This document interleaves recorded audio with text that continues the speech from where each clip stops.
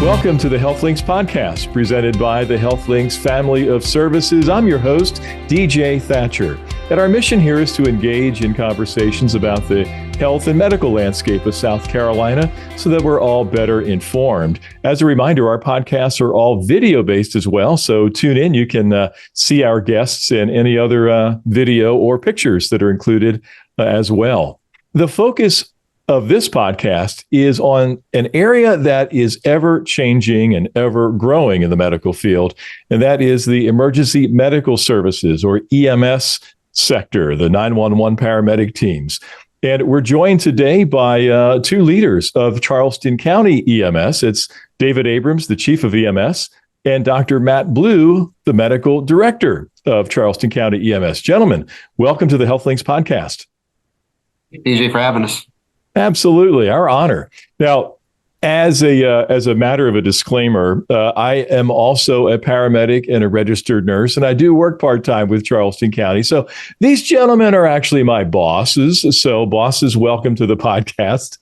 And the reason we have you on, though, is that, of course, in this current issue of HealthLinks magazine, the August issue, there is an article about EMS and how in many areas of the country, it is in a state of emergency itself. And Chief Abrams, let's start with you. What is the state of EMS right now, whether it's Charleston County or maybe across the state of South Carolina? So it's difficult for me to assess a nationwide with the status of EMSs. I think that's going to be department by department, different demands, different missions across the state. What I can tell you is that Charleston County, at least, we understand the challenges, but I don't think we feel there is an emergency in staffing. We have used the challenges as a way to innovate through resources and think of new ways to hire and to focus on retention, compensation, work environment, work-life balance, things that we feel are important to the emerging workforce. Sure. Now, Charleston County EMS is one of the larger EMS systems in the state. What is it size-wise? Either vehicles or staff or that sort of thing. Where are we sitting right now? So we have our budgeted for 56 ambulances. Those are all either Type 3s or Type 1s. Majority are Type 1s. That's 56 budgeted with another 8 that we have. Well, that's including the 8 we have on order that have yet to arrive. We try to staff around 25 a day, not including our anchor units. So our goal is about 28, 29 trucks a day at peak. We have right now about 200 EMTs and paramedics who are full-time working for the department. We run about 70,000 calls a year, whether we're experiencing and have for the last decade a 2 to 3% annualized increase over demand year over year. We cover about 1,300 square miles of the county. So from one end of the county to the next is about a 2-hour trip because we are shaped like a pancake. Yeah. With a bunch of waterways in between. So even though something may be 1,000 yards over there, it might take you 30 minutes to get there because you're on an island and have to go over a bridge and stuff. So it has some logistical challenges as well as demand challenges. So sure. Yeah, costs are going up all the time. What is the cost of a new ambulance these days, roughly? Right now, they're running for a Type 1. You're looking at around $350. Wow, that's a house, and that's without anything in it. So right, that's just the unit. And I believe the Type 2s out there are sitting around $90,000. Yeah, Type 1 is like a Ford F550 chassis versus like a van chassis, I guess. The Type 1. Yeah, it's a pickup. Type 1 is a pickup truck chassis. Yeah. Type 3s are van chassis with a box unit on the back, and then your Type with the walkthrough, and then your Type 2s are your classic van, like delivery van type vehicles that have been converted over into ambulances. Gotcha. Dr. Blue, I know the chief was talking about having about 200 staff between EMTs and paramedics, and a lot of the public is unaware of the difference between the two. What, from your standpoint as a medical director, what is the difference between those two levels of providers? There are those two, and then you can add on to that first responders. It basically speaks to various levels of certification and licensure and experience, kind of all wrapped up into how much time and effort each crew member has put into their that phase of their career. Mm-hmm. First responders through the EMTs, the paramedics, and then advanced paramedics can become critical care paramedics, and in some locations are even independent practitioners. And so it is a life like everything else in healthcare. It's a life of continuous education and ongoing CMEs, both from highly motivated healthcare professionals as well as a highly motivated training department to be sure everybody's hitting on all cylinders, or as many cylinders as possible, with regard to staying up to date on their skill sets as well as their knowledge base. Sure. Yeah. Constantly training. And that's a key to successful outcomes for sure. And so when someone calls 911, typically the ambulance is not the first unit to get there. We rely heavily on the fire departments. You mentioned, Dr. Blue, the first responders. The chief, those fire departments provide that integral link throughout the county, don't they? They do. They do. We have a strong partnership with our fire departments, and we deal with about 16, 17 or so fire department, different entities, and first responder agencies. And we have a fairly good relationship with them. Their medical directors all work well together. We share guidelines with a lot of them as well. So consistency is really important for clinical care, pre-hospital clinical care within the county. That's terrific. What's the goal these days for an ideal, I guess, response time for an ambulance from the time they're dispatched till they, or I guess from the time a 911 call comes in until the ambulance arrives to the scene? What's our standard right now? So the standards are, I'm trying to get away from the concept of response times. We've talked to a lot of medical experts and medical directors, and with Dr. Blue's guidance, really, the way I look at it is that's a clinical question. So I try to mirror whatever the medical director vision for clinical care is. Sure. And we've had good conversations that for the last 40 years, everybody's looking at response times. But as you know, we triage different levels of calls based on acuity and complaint. And not everybody realizes that a vast majority of our 911 calls that come in are not life and death type calls. They are chronic issues that have just kind of gotten out of hand, or people have no other options, or they decide to call an ambulance. But we have 5 different levels of calls that come in, acuity calls. We're focusing more on the higher acuity calls as far as response times, where time actually matters for clinical outcomes. Your strokes, your heart attacks, your syncopal episodes, your things that makes a difference. Things such as, I've kind of had been feeling weak for 3 days, or a lot of nursing facilities call us, urgent cares call us, for people who are stable, who could wait several minutes. That being said, we don't want anything over 20 minutes, regardless of the acuity of the call. The higher acuity calls, we try to hit within under 8 minutes for a Charleston County resource to be there. And we also measure fractiles. So we don't look at average response times. We're looking at fractile response times, because we want to know what percentage are we actually meeting the goals, not a question of just mixing it all together and coming out with an average response time. Sure. So, we do pretty good. We track the fractile response times monthly based on the acuity level of call. We trend it based on different fire districts and EMS districts. So those numbers we are aware of, we watch, we monitor. But our focus really is on the clinical outcomes for the patients, and focusing more on those time-sensitive type of complaints for the response time criteria. Sure. You're more than welcome to ask a follow-up question, because I don't think I actually answered your question, but you did. No, that was great. That was good, and it's good to hear that too, because you're right. Just the one metric is not enough. Things have changed dramatically over the years. I know that not just with Charleston County, but other systems as well. They've often moved from one model to another. I know that when I first started, we were in stations spread throughout the county.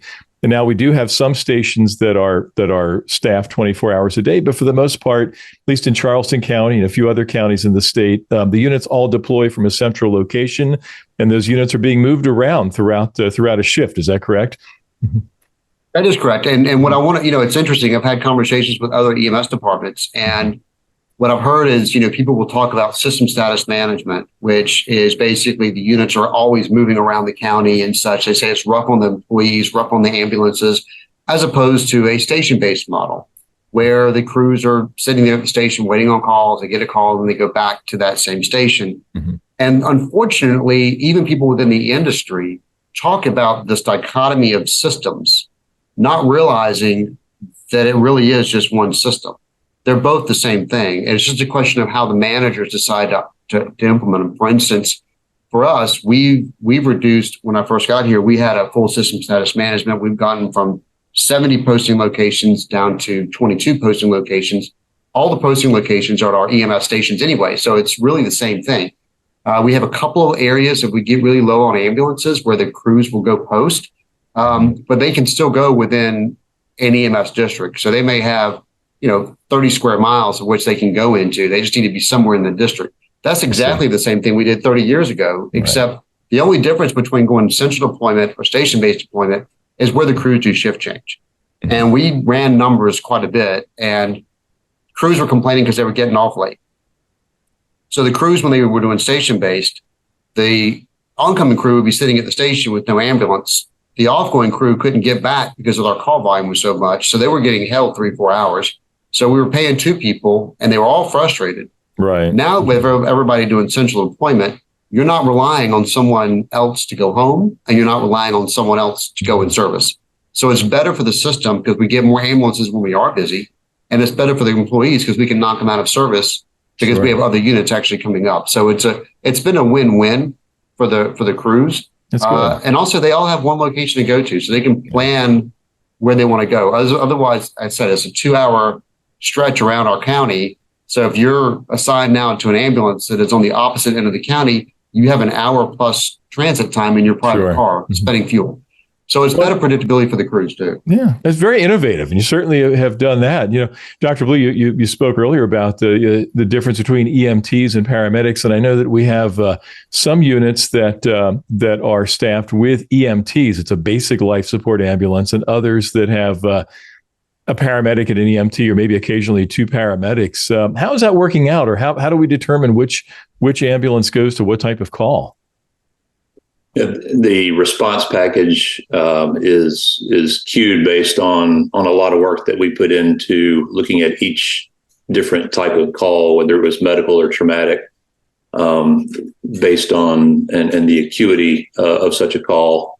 It allows us to try to tailor an appropriate response package where, obviously a fall from a construction crane at the far end of the county is going to spawn a whole lot of time and effort and crew member, both from first responder all the way through the EMS system.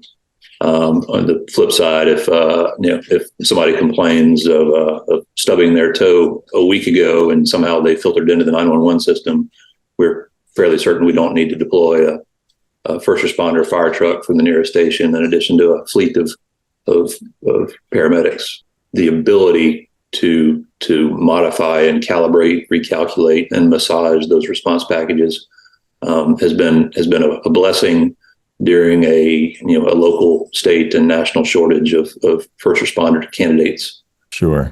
Which kind of touches to the point of the article about EMS being in crisis. I think South Carolina has not been hurt quite as bad, being a kind of a recipient of so many new citizens. A lot of we've been able to recruit some crew members from out of state.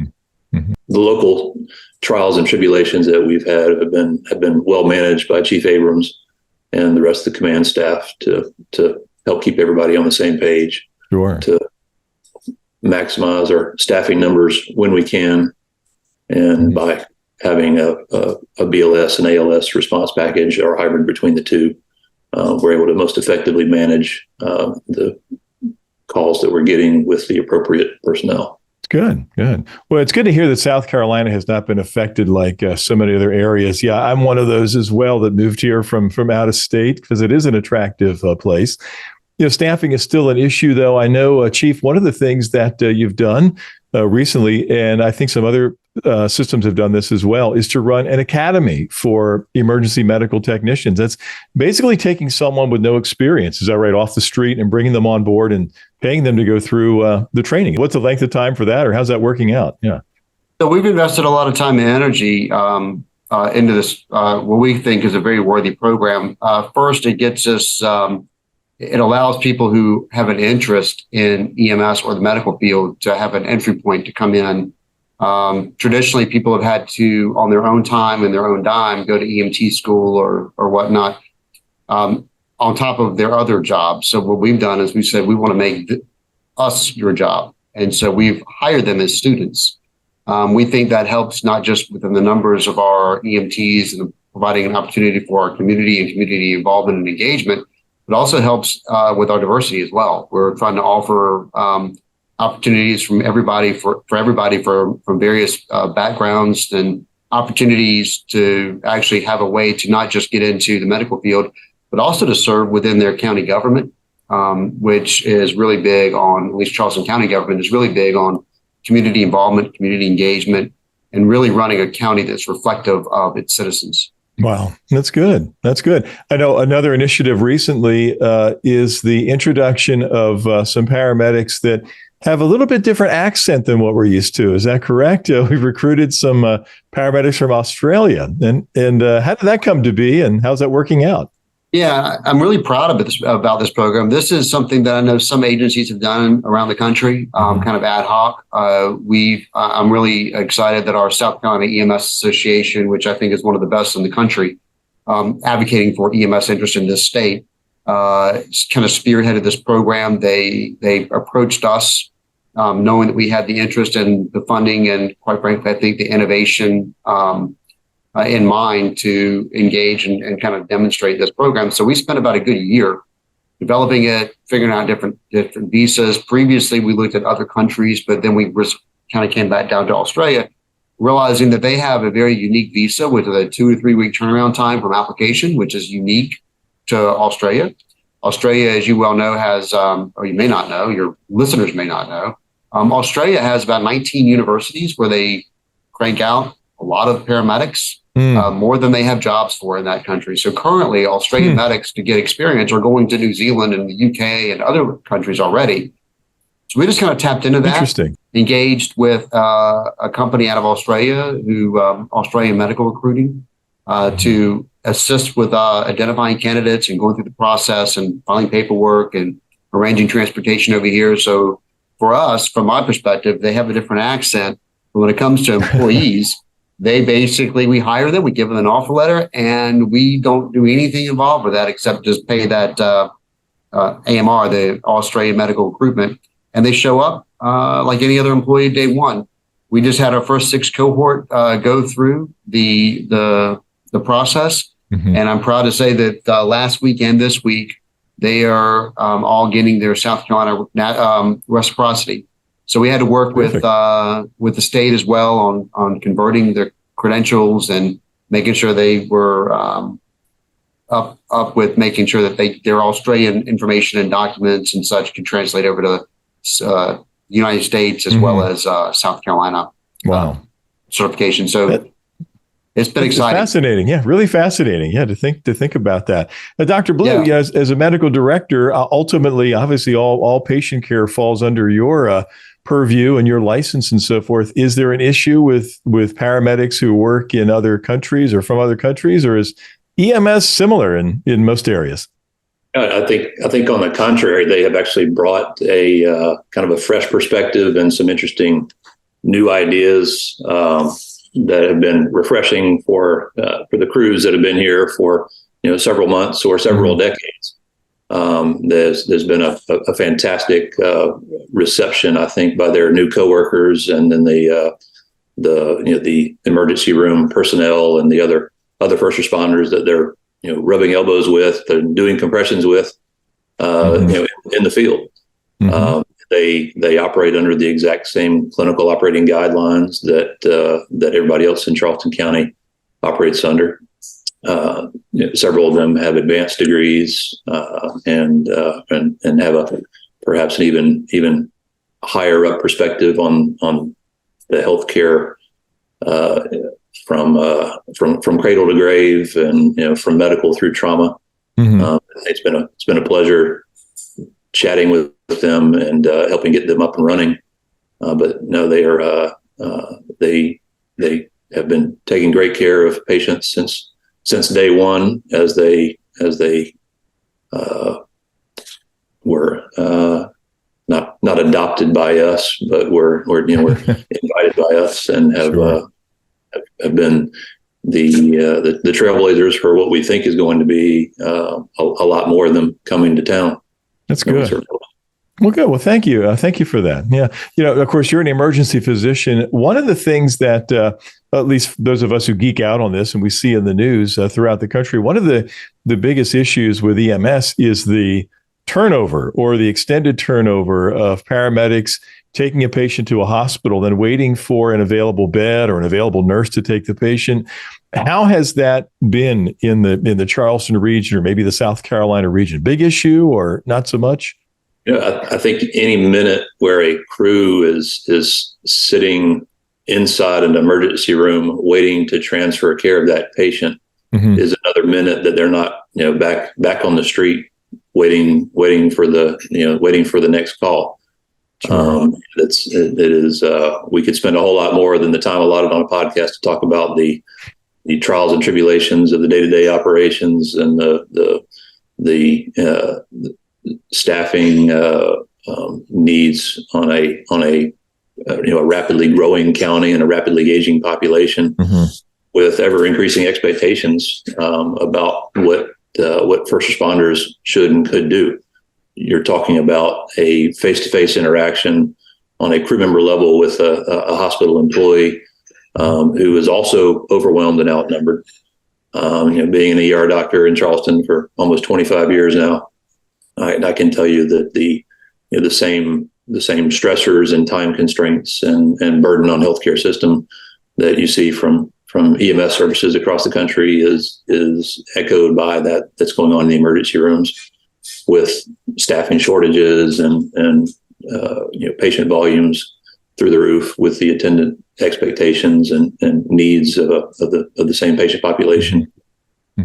So it ends up being some pleas and some thank yous, and sometimes it's some Monday morning quarterbacking on why this particular emergency room is more or less receptive than others. When it's all said and done, everybody's on the same page, and they realize that a Charleston County EMT or paramedic needs to fulfill the needs of the taxpaying citizens and visitors of the county, and it's get back on the road.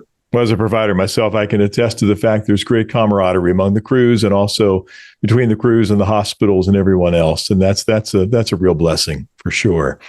So, as we wrap this up, what is the future of EMS? So, what are some innovations? I think a lot of people are not aware of just the incredibly high level of skill and the standard operating guidelines and so forth that these crews bring to patients. So, what from a medication standpoint or procedures, what's on the horizon, gentlemen? Great question. It circles back around to the life of continuous learning. That anybody in healthcare has, whether they knew it or not, they've signed up for that. Yeah. And if they're not, they're doing themselves and their services and their community a disservice. Sure. I think just within the last year, our clinical operating guidelines, used to be called protocols, but we prefer the term clinical operating guidelines to create the framework within which each employee is expected to work to manage the patients as well as possible, rather than a rigid set of rules and a recipe that must be followed. But the COGs have evolved over the decades, and I think in the last year we've seen the addition of IV pumps in the field, which essentially allow us to free up a pair of hands to do more hands-on tasks, while several of the medications can be infused on a pump. We've seen an expansion of the pharmaceuticals that were being used. Just last month, Charleston County was the first county, I'm told, to bat 1,000, getting all three of the medications we requested approved on the state level. So we're looking at in Charleston County the ability to use Keppra for refractory seizures. Typically, when HERS is not effective or can't be used for whatever reason. Time is brain for the seizing patients. Mm-hmm. We're also looking at a local and actually a state and national obligation to take care of what is the ongoing pandemic of the opioid crisis. Sure. We're unrolling the Narcan Leave Behind project, which is going to be contemporaneous with the administration of buprenorphine for opioid withdrawal. And if we can just reach, a couple of patients a month or even one patient a year, mm-hmm. but ideally several patients a day, with the idea that we can bridge their severe opioid withdrawal symptoms with the medication that will allow them to feel like a human being for 12 to 24 hours rather than crawl back into the horrible opioid dependence shell that so many folks in the Low Country are living now. Sadly, I think that will be an immeasurable difference and a huge impact for so many people. Yeah, Chief Abrams, you mentioned earlier about the ambulance is just the basic vehicle is $350,000. Then there's all of this equipment, things like the video-assisted airway placement, ultrasounds now are being used and deployed on these ambulances. So it is an expensive vehicle and proposition, isn't it? It really is, but it's all the stuff that Dr. Blue is talking about are there is no cost for us. It would be an impedance to getting these things done mm-hmm. for the public whom we serve. And so these are exciting innovations. The technology is just making the clinical care in the pre-hospital setting that much better, that much more effective. And I think people's lives are definitely being impacted by that. So now if we could just to get, the CMS, Medicare, and the insurance companies to start kind of generating some other incentives instead of like right now, just paying for us to transport people to the hospital. We should be transporting patients, getting reimbursed for transporting patients to destinations that are most appropriate for the patients and their mm-hmm. care. So I know Medicare is working on that, but I think that we're very several years away from seeing some progress, and hopefully the EMS industry can kind of come together along with our generalized healthcare industry to kind of innovate some better use of EMS resources with the technology, as Dr. Blue said, the heightened clinical care that we're seeing in the pre-hospital setting through the evolution of EMS, just even over the last 10 years. Mm-hmm. We have a lot more use in the pre-hospital setting than what we're doing now. Even though what we're doing now is I'm so impressed by the industry in general and the people out there who are serving the industry. Well, it is a wonderful profession, and it's something that it combines the fact that no 2 days are alike. There's lots of technology, and we're making a difference in people's lives every day, for sure. So those people out there listening who might be contemplating a career in EMS or emergency medicine, definitely well worth it. Well, Dr. Matt Blue and Chief David Abrams, thank you so much for this update and for joining us here on the HealthLinks podcast. And folks who are listening and watching, you can reach out to us with questions and comments you might have about the podcast, and also suggestions perhaps for future podcasts. And you can reach us at listen@healthlinkspodcast.com. I'm DJ Thatcher, your host. Thank you for tuning in.